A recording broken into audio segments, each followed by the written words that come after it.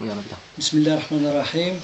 أنا السيد البادوري إدريس، معتقل سياسي سابق من ضحايا سنوات الرصاص، وأنا من المستفيدين في إدماج في إطار للهيئة الإنصاف والمصالحة. في 2004 استفدت من الإدماج والتغطية الصحية، وفي 2011 شهر 4 بالضبط، وبحضور موظفين أو ممثلين للمجلس الوطني لحقوق الإنسان في عمالة إقليم خميسات، تم مصادقة على النقل المزدوج، أي لاغريمون على النقل المزدوج كباقي المستفيدين في المدن المغربية. وطلبت مني مصالح العمالة ديال إقليم خميسات باش نجمع الوثائق ديالي لأجل هذا الغرض، وبالفعل جمعت جميع الوثائق ديالي وسلمتهم للإدارة ديال العمالة ديال إقليم خميسات.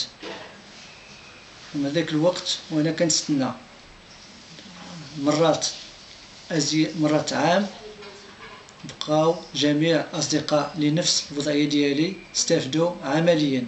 كاين اللي استافد بتي طاكسي، كاين اللي بكرون طاكسي، كاين اللي وظفوه، كاين اللي وظفوا أحد أبناء ديالو، وأنا بقيت أعاني الأمرين، الذهاب والإياب إلى المصالح العمالة، وعلما أنني أعاني من البطالة وأعمل مرة في المقاهي. وسبق لي أن تعرضت أو أجريت عمليتين جراحيتين، وكانت هذه الأسباب ديال العمليات الجراحيتين الأسباب ديالها هو السجن ودر مولاي شريف. وفي 2012 شهر 6 بالضبط جاءت مذكرة من السيد وزير النقل والتجهيز إلى السيد العامل ديال إقليم خميسات بأنني استفدت، أو السيد الوزير صادق على النقل المزدوج، أنا واحد الرفيق آخر في نفس الوضعية ديالي. واستدعاني السيد العامل وطلب مني أن أجمع مرة ثانية الوثائق لأجل هذا الغرض، ومن اللي استدعاو الأخ الآخر لقاو توفى. بديت كنجمع الوثائق ديالي وسلمتهم مرة ثانية المصالح ديال العمالة، لأن الأولين قال لك أودي استوفاو التاريخ ديالهم.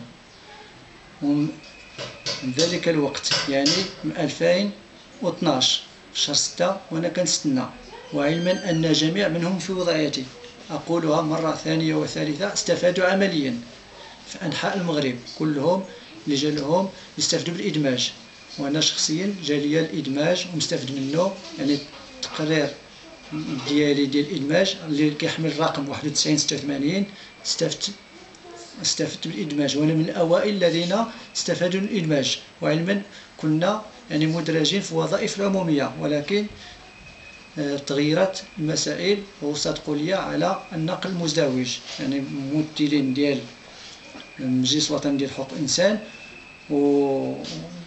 وزكاها السيد الوزير بالمصادقة ديالو على النقل المزدوج. ومن هذاك التاريخ إلى يومنا هذا وأنا أعاني الأمرين، الذهاب والإياب إلى الإدارات وطول الانتظار، وعلما أنني عاطل عن العمل، والأبناء ديالي وأنني متزوج وأب لطفلين، والأبناء ديالي هما كينتظروا هذا اللاغريما، يعني هذا الإدماج. ولكن وليت كنحس بالحقرة، لأن ولات هذا الإدماج ولات فيها الازدواجية، ما فهمتش علاش.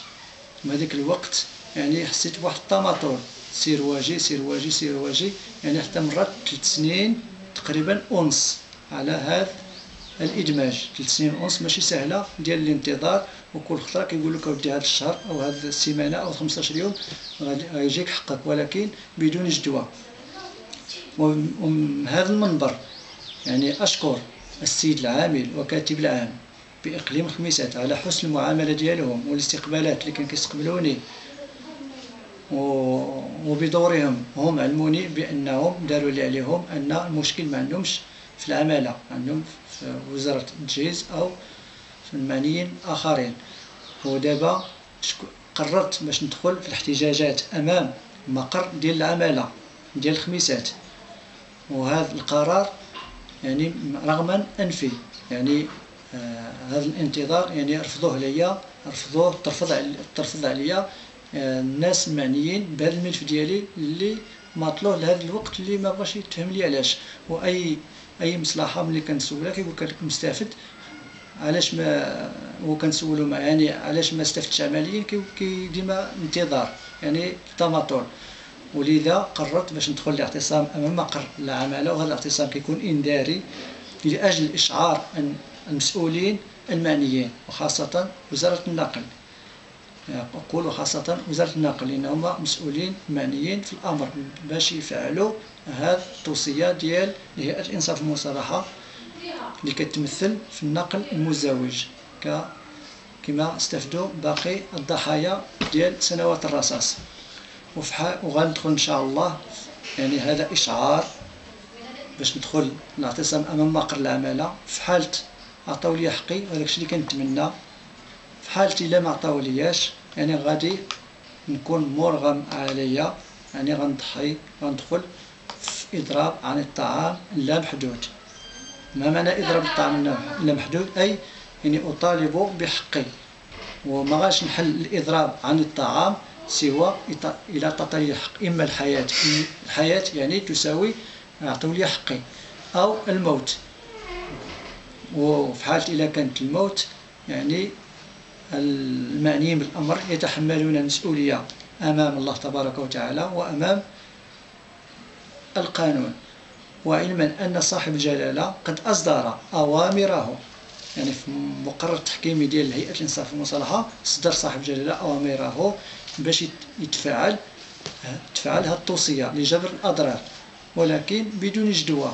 في حد الساعة ما تفعلش بالنسبة لي أنايا، وأنايا شخصيا يعني